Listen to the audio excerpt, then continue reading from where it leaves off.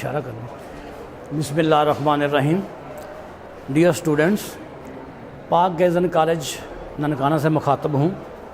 आज हम आपके लिए लेके आए हैं कुछ मेटल्स का रिएक्शन वाटर के साथ। When these of the metal react with water what it happens, यानी कि जब मेटल पानी के साथ रिएक्शन करती हैं, केमिकल रिएक्शन, तो क्या होता है।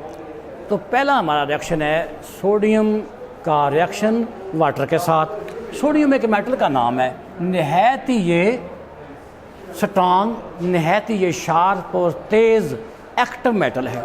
ये पानी के साथ बहुत तेज़ रिएक्शन करती है, एट वंस रिएक्शन हो जाता है। इवन कि एक्सोथर्मिक रिएक्शन है, पानी को भी आग लगा देता है।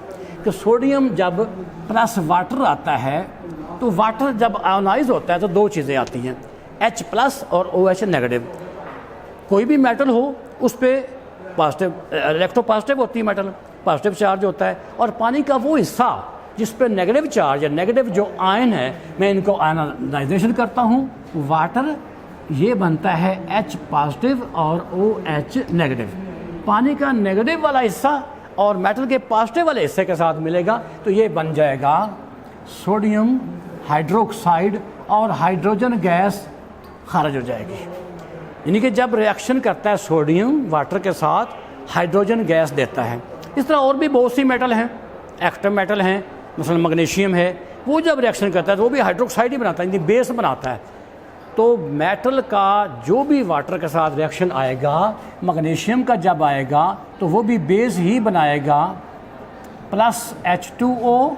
Magnesium react with water, it will form magnesium hydroxide, और हाइड्रोजन गैस खारिज हो जाएगी। हाइड्रोजन गैस खारिज हो जाएगी, दिस वन। इसके बाद आगे है कि इन दोनों रिएक्शंस में क्या डिफरेंस है। जो मैग्नीशियम जो है कभी कभी ऑक्साइड भी बना देता है, लेकिन सोडियम हमेशा हाइड्रोक्साइड ही बनाता है, बेस ही बनाता है। हाइड्रोक्साइड एक स्ट्रांग बेस है, स्ट्रांग मेटल का बेस भी स्ट्रांग होता है। इसके बाद सोडियम का रिएक्शन ऑक्सीजन के साथ, ये था वाटर का, अब आ गया ऑक्सीजन का। ऑक्सीजन एक गैस है एट रूम टेम्परेचर, ये बहुत रिएक्टिव ये भी गैस है। जब ये दोनों आपस में मिलते हैं तो दो तरह के ऑक्साइड बनते हैं। जब सोडियम के साथ ये आता है Na+O2, एक तो बनता है Na2O, सोडियम ऑक्साइड।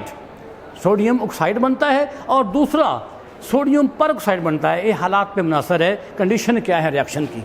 जो रिएक्शन की कंडीशन होंगी उसके मुताबिक आगे प्रोडक्ट बनेगा। तो वो Na+O2 ये जब आएगा तो ये बन जाएगा Na2 और O2। ये 2 हो गया इधर, और ये 2 ये 4 बन गया। बैलेंस के लिए ये है, इसका रिएक्शन से नहीं मसला, ये बैलेंस का होता है। अब ये आ गया 2, ये बना, उधर 2 है, इधर 2 पूरा हो गया।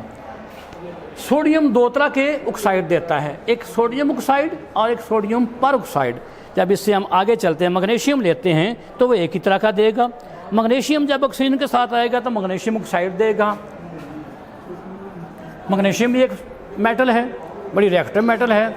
अक्सर देखा है इसकी पहचान भी बड़ी अच्छी होती है, जब हवा के साथ जलती है, ऑक्सीजन के साथ रिएक्शन करती है, मैग्नीशियम ऑक्साइड बनता है, तो वाइट तेज़ रंग की लाइट निकलती है, बड़ी सख्त किस्म की लाइट आती है। Plus O2, it gives magnesium oxide. Magnesium whenever it reacts with oxygen it gives magnesium oxide. इसके बाद है क्लोरीन के साथ। दोनों जब क्लोरीन के साथ मिलते हैं, क्लोरीन चूँकि हैलोजन में आता है, हैलोजन जब मिलता है मेटल के साथ तो साल्ट बनता है। हैलोजन का मतलब होता है साल्ट फार्मर, साल्ट बनाने वाला। तो whenever any kind of the metal react with halogen it makes salt। अब हम देखते हैं सोडियम का रिएक्शन क्लोरीन के साथ, सोडियम प्लस क्लोरीन, ये बनाएगा सोडियम क्लोराइड। सोडियम क्लोराइड बनाएगा, एक साल्ट है। सोडियम जब रिएक्शन करता है क्लोरीन के साथ, ये बनता है सोडियम क्लोराइड। और जब मैग्नीशियम करता है तो भी सेम बनाता है, क्योंकि हैलोजन सारी मेटल के साथ मिलकर साल्ट ही बनाती हैं। Magnesium with chlorine, it will also form A salt, magnesium chloride.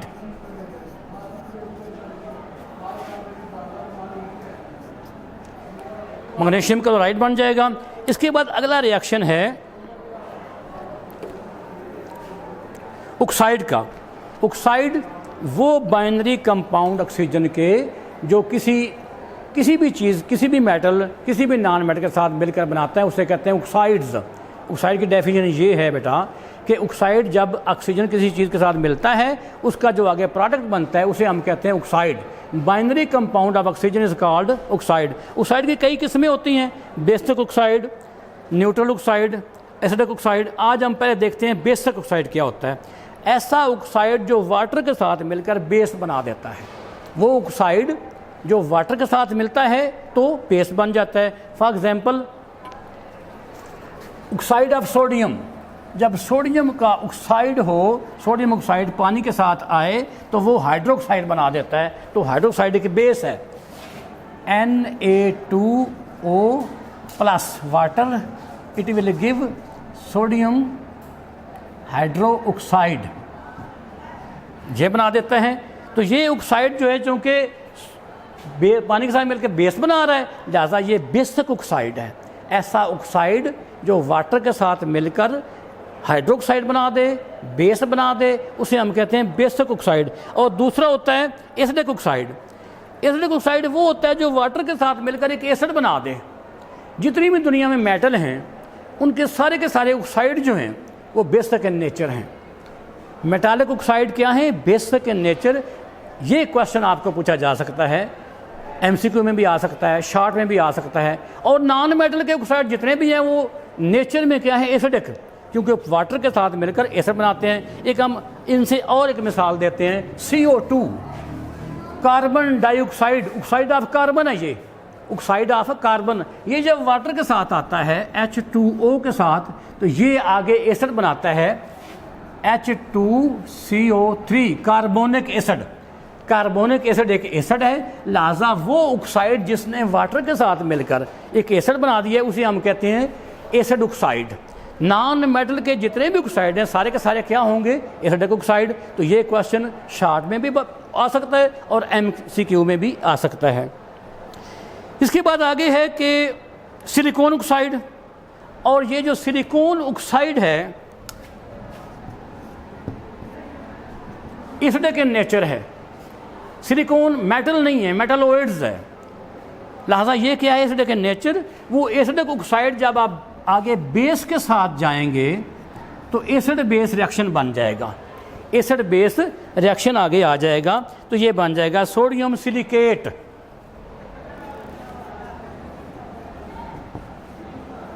Plus water.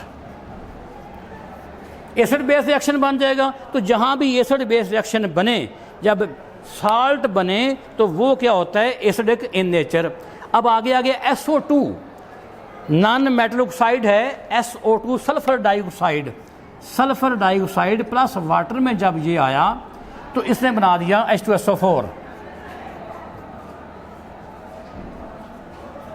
H2SO4 जब बना तो ये एसिडिक ऑक्साइड है। सल्फ्यूरस एसिड H2SO3 यानी कि सल्फ्यूरिक एसिड, सल्फ्यूरिक नहीं है, सल्फ्यूरस है। अच्छा, नेक्स्ट है एम्फोटेरिक। ये ज़रा इंपॉर्टेंट है। एम्फोटेरिक वो होता है जो एसिडिक भी बन जाए और बेसिक भी बन जाए। ये क्वेश्चन कई दफ़ा आ चुका है इम्तहान में, बोर्ड के इम्तहान का ये पसंदीदा बोर्ड वालों का क्वेश्चन होता है कि एम्फोटेरिक क्या होते हैं। एम्फोटेरिक बेटे वो होते हैं जो एक वक्त में अपने अंदर एसिडिक सलाहियत भी हो जिनमें और बेसिक भी हो। इसकी बड़ी एक आम मिसाल है aluminium oxide, Al2O3। Aluminium oxide जो है वो एम्फोटेरिक इन नेचर है।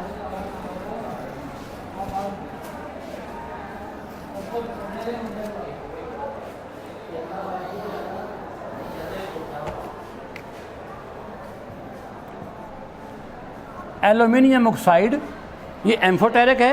ये एसिड के साथ भी रिएक्शन कर सकता है और बेस के साथ भी कर सकता है। जब एसिड के साथ करेगा HCl के साथ तो अब ये आगे बनाएगा एल्यूमिनियम क्लोराइड और वाटर। एल्यूमिनियम क्लोराइड जो है साल्ट है, एक वाटर बन जाएगा। इसके बाद आ गया यही एल्यूमिनियम ऑक्साइड जब बेस के साथ मिलता है,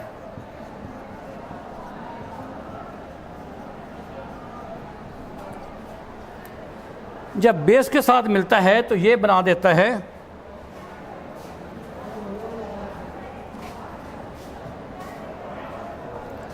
सोडियम एल्यूमिनेट।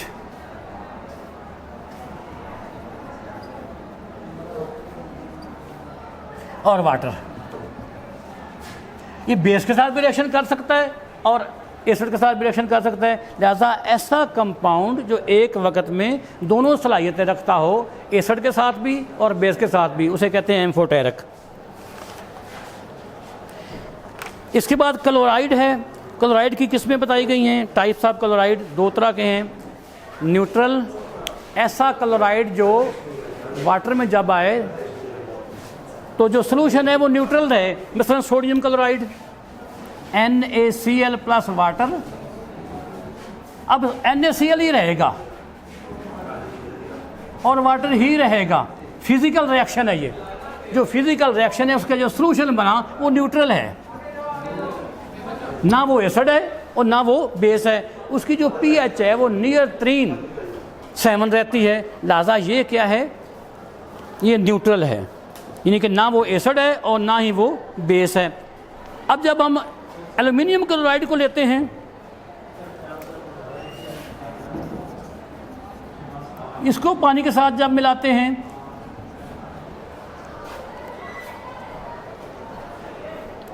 तो एल्युमिनियम हाइड्रोक्साइड और HCl बन जाता है।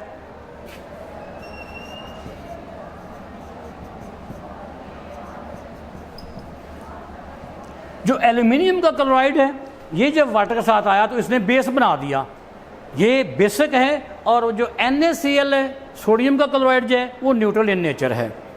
तो ये क्वेश्चन पूछा जा सकता है कि नेम या example any of the two chloride which is basic in nature और how it is basic. Basic कैसे है कि जब वो पानी के साथ मिलता है तो बेस बनता है, उसकी मिसाल है एल्युमिनियम क्लोराइड की। जब वो आता है तो न्यूट्रल बन जाता है वाटर के अंदर, कोई रिएक्शन नहीं है, उसकी pH जो है नियर 3.7 होती है, लिहाजा वो क्या है, न्यूट्रल। इसके बाद बेटे हम अपना चैप्टर नेक्स्ट शुरू करते हैं, चैप्टर नंबर 2। चैप्टर नंबर 2 का नंबर 1 चीज़ है, एक साइंटिस्ट था मूजले, उसका नाम था मूजले। मूजले ने कुछ ख़ास किस्म के एक्सपेरिमेंट किए।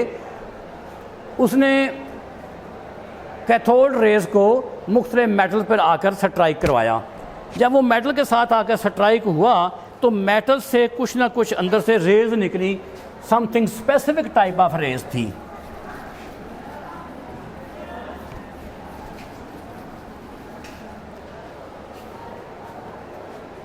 मूजले ने कैथोड रेज मुख्तलिफ किस्म की मेटल पर आकर स्ट्राइक करवाई तो वहाँ से कुछ रेज खारिज हुई जिनका नाम दे दिया गया एक्स रेज। अब एक्स रेज जो है वो रेज हैं, उनकी फ्रीक्वेंसी भी है, उनकी वेव लेंथ भी है। अब मूजले ने जो चेक की तो जिस मेटल से वो रेज निकल कर आ रही थी, आगे जो इन रेज की फ्रीक्वेंसी है, इसका अगर स्क्वायर रूट लिया जाए तो वो उसी मेटल के एटॉमिक नंबर के बराबर होता है। तो मूजले ने एक कानून बना दिया कि जब एक्स रेज की फ्रीक्वेंसी को अंडर रूट में रखा जाए तो जिस मेटल से वो आ रही है उसका क्या बन जाता है, एटॉमिक नंबर। तो एटॉमिक नंबर हम यूँ करते हैं कि number of proton in the nucleus is called atomic number. जितने प्रोटॉन हैं अंदर, बाहर उतना भी इलेक्ट्रॉन होते हैं। जितना अंदर पॉजिटिव चार्ज है न्यूक्लियस के अंदर, उतना ही बाहर इलेक्ट्रॉन पर नेगेटिव चार्ज है। लिहाजा ओवरऑल एटम जो है वो न्यूट्रल है, ना उस पर पॉजिटिव चार्ज है ना उस पर नेगेटिव चार्ज है। इसके बाद कुछ मिसालें दी गई हैं। मसलन एल्युमिनियम की मिसाल है कि हमारे पास एक फार्मूला है, हम किस तरह देखते हैं कि इसके एटम में कितने इलेक्ट्रॉन हैं और कितने प्रोटॉन हैं। हम देखते हैं एल्युमिनियम को, इस तरह का क्वेश्चन आपको आ सकता है कि एल्युमिनियम में बताओ इलेक्ट्रॉन कितने हैं, प्रोटॉन कितने हैं और न्यूट्रॉन कितने हैं। एल्युमिनियम Al ये सिंबल है एल्युमिनियम का, उसका एक एटम जो है वो Al होता है और उसका जो मास है 27 है और उसका नंबर 13 है। नंबर 13 है और मास 27 है। जो एटॉमिक मास है वो A से हम ज़ाहिर करते हैं, ये होता है एटॉमिक प्रोटॉन का नंबर देखिए Z+ न्यूट्रॉन, दोनों को मिलकर जब बनते हैं तो ये एटॉमिक मास बन जाता है, number of proton plus number of neutron. अब हम देखते हैं टोटल तो 27 है, 27 में से अगर हम 13 को माइनस करें तो बाकी 14 बचता है। 14 उसमें क्या है, नंबर ऑफ न्यूट्रॉन। और इसके अंदर जितने प्रोटॉन है न्यूक्लियस के अंदर, बाहर उतने इलेक्ट्रॉन होंगे, लिहाजा इलेक्ट्रॉन का जो नंबर है, जो तादाद है, वो प्रोटॉन के हमेशा बराबर होती है। लिहाजा 13 इक्वल टू 13, प्रोटॉन भी 13 और इलेक्ट्रॉन भी 13, दोनों में 13 इलेक्ट्रॉन प्रोटॉन है और न्यूट्रॉन की तादाद एक ज़्यादा है। इसके बाद दूसरी एग्जाम्पल दी गई है वो है क्लोरीन की। अब क्लोरीन का जो देखें तो क्लोरीन का सिंबल Cl है, इसका जो मास है वो 35 है और 17 इसका नंबर है। इसका मतलब ये है कि उसके न्यूक्लियस के अंदर 17 प्रोटॉन है और उसका जो एटॉमिक मास है यानी कि A वो होता है Z+ न्यूट्रॉन, यानी कि atomic number plus number of neutron. तो A जो है वो उसका 35 है इज इक्वल टू 17 + n। 35 में से 17 को माइनस किया जाए तो नंबर ऑफ ये बन जाता है 18, नंबर ऑफ न्यूट्रॉन। इसमें न्यूट्रॉन कितने हैं, 18। अब इसी तरीके से कुछ आयन्स का देखते हैं कि आयन के अंदर हम कैसे देखते हैं कि उससे कितने हैं। अगर हम क्लोरीन की मिसाल लें तो क्लोरीन आयन जब बनता है तो -1 होता है। इसका मतलब एक प्रोटॉन नॉर्मल से ज़्यादा है, एक प्रोटॉन नॉर्मल से ज़्यादा। इस तरह का आपसे क्वेश्चन पूछा जा सकता है कि क्लोराइड में देखें कितने इलेक्ट्रॉन हैं। क्लोरीन का तो ये दूसरा है, उसमें कितने हैं। अब हम क्लोरीन नहीं क्लोराइड देख रहे हैं। This is the difference in between these two things कि क्लोरीन एक एटम है, क्लोराइड एक आयन है। आयन वो होता है जिस पे चार्ज हो, नेगेटिव हो या पॉजिटिव हो। नेगेटिव तब होता है जब इलेक्ट्रॉन ऊपर से कोई आ जाता है और पॉजिटिव तब होता है जब इलेक्ट्रॉन की तादाद कम हो जाती है, ऊपर से कोई चला जाता है। अब हम इसमें देखते हैं क्योंकि इसमें नेगेटिव चार्ज है, लिहाजा प्रोटॉन जो इसके हैं इसका नंबर है 17 और जो उसका मास है वो 35 है। अब प्रोटॉन तो 17 होंगे, जो इलेक्ट्रॉन होगा वो 17 से 1 बढ़ जाएगा क्योंकि नेगेटिव चार्ज है, लिहाजा वो 18 बन जाएगा। ये है तरीका देखने का एक आयन के अंदर प्रोटॉन और इलेक्ट्रॉन का। अब हम इसके बाद ये देखते हैं कि कोई साइंटिस्ट ने एक एक्सपेरिमेंट किया, उसमें उसने देखा कि ये जो रेज़ हैं, पॉजिटिव रेज़ और नेगेटिव रेज़ और न्यूट्रल, ये इलेक्ट्रिक फील्ड में आकर कैसे बिहेव करती हैं। तो यहाँ से उन्होंने एक इलेक्ट्रॉन गन ली जिसमें से रेज़ निकल रही हैं, पॉजिटिव रेज भी हैं और नेगेटिव रेज़ भी हैं। Negative rays consist on the electron और positive rays consist on the proton. But in case of neutral rays जिन पे चार्ज नहीं है वो न्यूट्रॉन है। 3 तरह की रेज़ जहाँ रास्ते में उन्होंने रख दिया इलेक्ट्रिक फील्ड, पॉजिटिव फील्ड और इधर रख दिया नेगेटिव फील्ड, ये बन गया। इधर पॉजिटिव चार्ज है, इधर नेगेटिव। जब इनके दरमियान में से इन रेज़ को गुजारा तो कुछ रेज़ इस तरफ मुड़ गई, कुछ रेज़ इस तरफ मुड़ गई और कुछ रेज़ आगे सीधी चलती गई।